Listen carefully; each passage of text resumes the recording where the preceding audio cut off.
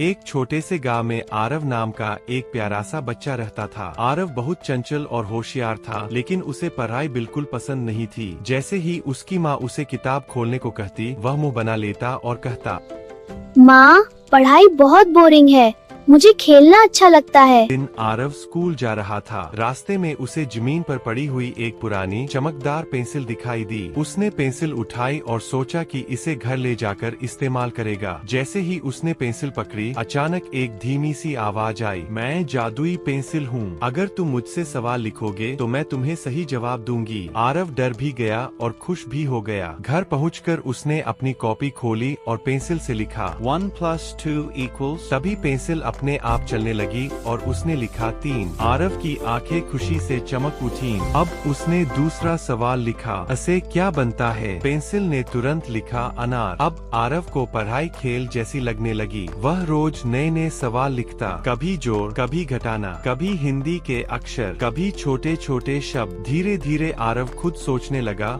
और जवाब पहले ही बोल देता। पेंसिल सिर्फ उसकी जांच करती। कुछ दिनों बाद आरव ने देखा कि अब वह बिना मदद के भी सवाल हल कर पा रहा है। एक दिन आरव ने पेंसिल से पूछा, पेंसिल, क्या तुम हमेशा मेरे साथ रहोगी?